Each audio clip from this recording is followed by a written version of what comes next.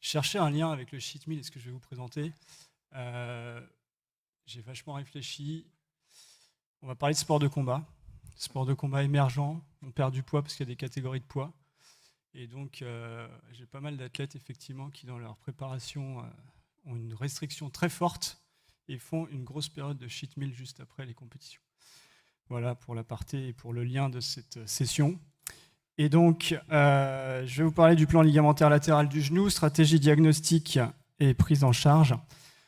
Le plan ligamentaire latéral au niveau du genou est parfois peu étudié, ou en tout cas, c'est une lésion qui est relativement rare, mais qui n'est pas exceptionnelle, et c'est pour ça que ça peut être intéressant. Et pourquoi en parler sur cette session ? Parce que alors, on a toujours fait des sports de combat depuis de tout temps. Je pense que c'est le plus vieux des sports. Hein. Faire la baston, ça a toujours été un sport de l'homme.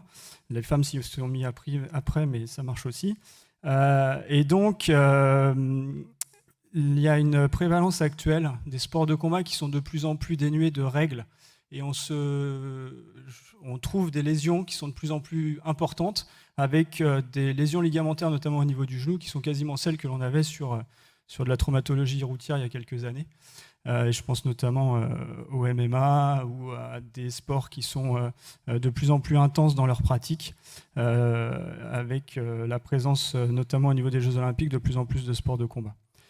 C'est à ne pas négliger parce que la morbidité est importante et que souvent ces lésions sont associées, et c'est le cas le plus fréquent probablement, à des lésions du ligament croisé antérieur ou du ligament croisé postérieur, avec donc ces atteintes multiligamentaires. Mais ce qui va nous intéresser essentiellement aujourd'hui, c'est les atteintes isolées qui représentent 5% des lésions ligamentaires du genou. Et il ne faut pas les méconnaître dans la chirurgie du ligament croisé antérieur et éventuellement du ligament croisé postérieur, car souvent négligées, elles peuvent conduire à un échec précoce de vos ligamentoplasties. Et dans 15% des cas, les relations intimes avec le nerf fibulaire commun en font une lésion associée relativement fréquente. Alors les structures anatomiques de ce complexe ligamentaire latéral, il faut probablement les dissocier en structures statiques, structures dynamiques. Dans les structures statiques, on trouvera la capsule postéro-externe ou postérolatérale qui va avoir des liens avec le ménisque externe, et le ligament collatéral latéral, le ligament latéral externe ou le ligament fibulaire collatéral, vous l'appelez comme vous voulez, bref, c'est le ligament qui est sur le côté du genou et qui est tendu entre la fibula et l'épicondyle latéral. On a un petit ligament qui n'est pas inintéressant, mais qui a un rôle très limité sur la stabilité du genou, c'est le ligament fabello-fibulaire, lorsqu'il y a une fabella à la face postéro-externe. Les structures dynamiques et qui ne sont pas négligeables, et c'est probablement pour cela qu'on arrive à compenser une partie de ces laxités postérieures, ce sont le tractus iliotibial, le biceps fémoral, et surtout ce complexe poplité qui est constitué du tendon poplité et du ligament poplitéo-fibulaire. Et c'est probablement le verrou latéral qui va nous intéresser le plus dans ces lésions ligamentaires isolées du plan externe. Alors voici des figures anatomiques au laboratoire. Merci Anthony Vazvich qui m'a fourni ces photos où vous voyez que ce complexe latéral il est très riche en ligaments et en structures. Et donc l'analyse de ces différentes structures va permettre d'évaluer les conséquences biomécaniques. L'atteinte du ligament collatéral latéral contrôle essentiellement la laxité en varus en extension comme en déverrouillage à 30 degrés. Ce sont les études maintenant un peu anciennes, mais a priori ça n'a pas évolué depuis le JBJS de Gros d'un 81. Par ailleurs, les conséquences d'une atteinte des structures postérolatérales, l'ancien PAPE, le point d'angle postéro-externe, sont essentiellement des conséquences sur le frein primaire du contrôle de la rotation latérale. C'est vraiment sur la rotation externe du tibia que ces structures vont être mises à contribution. Cette augmentation elle est essentiellement présente lorsque on a un déverrouillage du genou à 30 degrés. Et l'absence de ces compétences postérolatérales et latérales va augmenter les tensions sur le ligament croisé antérieur et le ligament croisé postérieur. Alors, est-ce que ces plans latéraux cicatrisent ? Alors, chez le lapin, non. C'est l'étude de Laprade, mais jusqu'à maintenant, on n'a pas trop de lapins. C'est surtout l'étude de Canus qui est relativement intéressante et qui montrait que, surtout dans les atteintes de grade 3, c'est-à-dire dans des ruptures complètes avec rétraction, on n'avait aucune cicatrisation.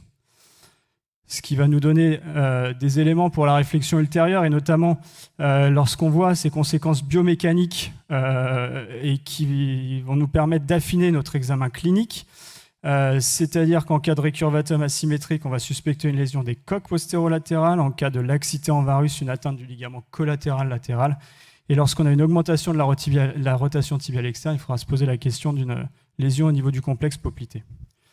Alors voilà, sur l'interrogatoire, c'est essentiellement un traumatisme en varus, il y a forcément une composante varisante sur le traumatisme, et sur les lésions isolées, c'est là où il est important, et si vous pouvez retenir quelque chose aujourd'hui, c'est vraiment de les rechercher. Quand on les recherche, on les trouve. C'est souvent un adage qui est vérifié. En aigu, il y a très peu d'épanchement articulaire lorsqu'il n'y a pas d'atteinte du pivot central. C'est des genoux qui sont souvent secs, froids, relativement bien tolérés sur le plan fonctionnel dans les 10 premiers jours post-traumatiques, et finalement des genoux faussement rassurants. En chronique, on a une symptomatologie sur les lésions isolées qui est extrêmement frustre, avec parfois des pseudo-dérobements, mais surtout une appréhension majeure à la reprise des pivots, avec un genou qui ne s'améliore pas, et des décoaptations latérales, et parfois même des tableaux neurologiques avec des sensations à l'effort de dysesthésie ou d'hyperesthésie sur le territoire du nerf fibulaire commun. L'examen il sera bilatéral et comparatif, on recherchera une laxité en varus, on peut palper le ligament latéral externe en position de cabotte. On va rechercher une rotation externe, c'est le signe de Bousquet sur le plateau tibial. On peut rechercher le Hoxton, je vous passe les détails, tout ça est décrit dans la littérature, mais il est important d'avoir un examen clinique précis qui permet d'évaluer à la fois la laxité en varus et de rechercher un récurvatum asymétrique et une hyperrotation latérale. Lorsque l'on a ces atteintes, on va pouvoir caractériser sur l'examen physique précisément notre atteinte ligamentaire. Voici un exemple d'examen clinique. Vous voyez ici le récurvatum qui est asymétrique, le membre atteint et le membre à gauche. Et donc on a ce récurvatum avec, sur le testing de la laxité en varus, on est à J8 du traumatisme, donc on peut tester les genoux, il faut tester les genoux. Un genou, ça s'examine. Même quand ça fait mal, en fait, l'examen ligamentaire n'est pas douloureux si on détend le patient, et donc il faut absolument examiner les genoux. Et vous voyez ce varus qui est augmenté en déverrouillage. Voilà. Et donc on a une atteinte ici, hyperextension avec récurvatum asymétrique, plus laxité en varus en déverrouillage et en extension. C'est qu'une partie de l'examen clinique, mais déjà on sait qu'on a une atteinte du ligament collatéral latéral associé à un point d'angle postéro-latéral. Les clichés standards sont toujours de mise, radiographie, face, profil du genou pour vérifier l'absence d'arrachement osseux. Ça nous donnera une orientation et puis surtout ça nous permettra d'éliminer les fractures, et donc une radio est toujours intéressante en aigu.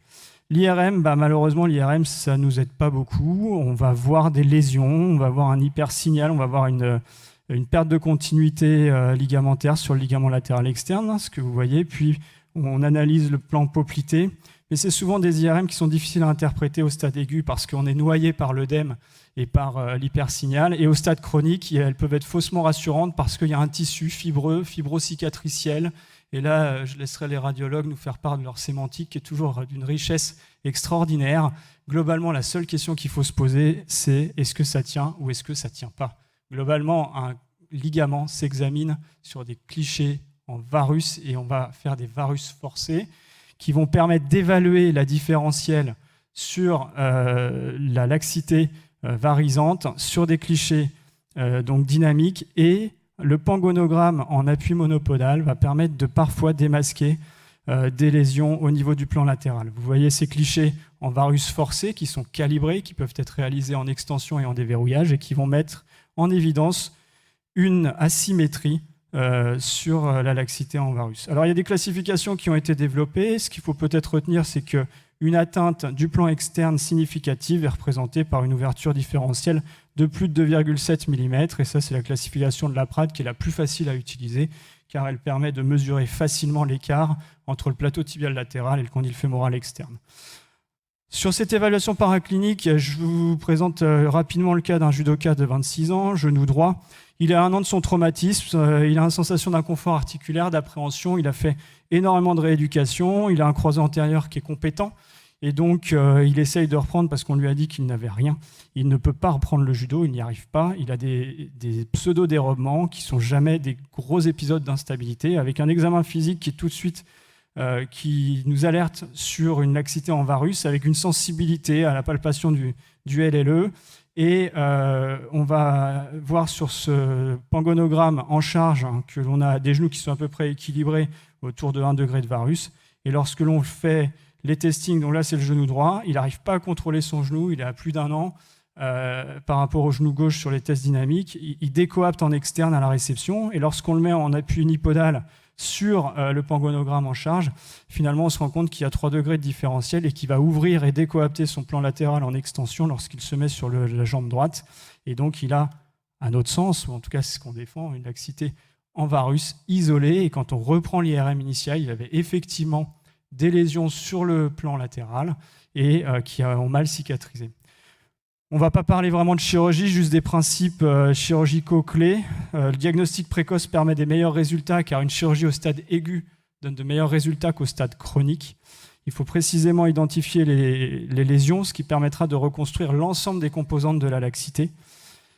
On préférera des reconstructions ou des ligamentoplasties plutôt que des sutures. Les sutures directes ou les réinsertions doivent être protégées, très probablement, y compris au stade précoce, par une ligamentoplastie. Au stade chronique, il va être important d'analyser justement le morphotype, les laxités en varus sur un morphotype varus, comme le sont beaucoup de nos sportifs, notamment lutteurs, combattants de sambo, MMA ou judoka, sont très souvent en varus et donc, vont donc majorer ce varus dynamique avec un moment varisant à l'appui qui va être extrêmement inconfortable. Il ne faut pas hésiter en stade chronique à proposer des ostéotomies pour normo-corriger et protéger notre plan externe. Et la greffe doit être solide isométrique avec des plasties ligamentaires de l'ensemble des ligaments latéraux. La reconstruction, on a développé avec Patrick Jean et Anthony Vasevich une plastie qui va s'attacher à reproduire l'ensemble des composantes de la laxité en reconstruisant le poplité, le LLE et le poplitéo-fibulaire. Il y a énormément de descriptions de techniques chirurgicales. Quand il y a beaucoup de techniques chirurgicales, il n'y en a aucune qui est parfaite. L'idée de cette technique nécessite encore une évaluation et surtout l'intérêt est probablement qu'on essaye d'être le plus anatomique possible. Et donc pour les indications en cas d'atteinte de grade 1 ou 2, c'est-à-dire une atteinte partielle avec des laxités non significatives en externe sur le plan latéral, on va proposer un traitement orthopédique avec une attelle, sans appui, et puis une rééducation progressive. En cas d'atteinte de grade 3, donc une laxité effective différentielle authentifiée par les clichés dynamiques qui peuvent être réalisés en phase aiguë, il va falloir, à notre sens, proposer une indication chirurgicale, d'autant que la demande fonctionnelle sera importante et dans des sportifs de combat avec des contraintes en pivot qui vont être extrêmement sollicitantes pour le genou. Au stade chronique symptomatique, il faudra proposer une reconstruction chirurgicale des composants de la laxité et ces ostéotomies tibiales de valgisation en cas de génuvarum. Les suites opératoires vont dépendre bien sûr des reconstructions, mais globalement on est très prudent. Et moi je les mets très régulièrement en décharge stricte pendant 4 semaines. Ils vont s'enraidir un petit peu, ils vont surtout éviter de décoapter le plan externe et on va protéger nos ligamentoplasties pour commencer à les mobiliser prudemment à partir du premier mois post-opératoire avec une reprise progressive de l'appui sous couvert d'une attelle articulée où on va libérer les degrés petit à petit. En conclusion, et le seul message, c'est penser au plan externe. Voilà, penser au plan externe, ça existe, on va en voir, je pense, de plus en plus quand on voit les contraintes qu'il y a dans les sports de combat actuels.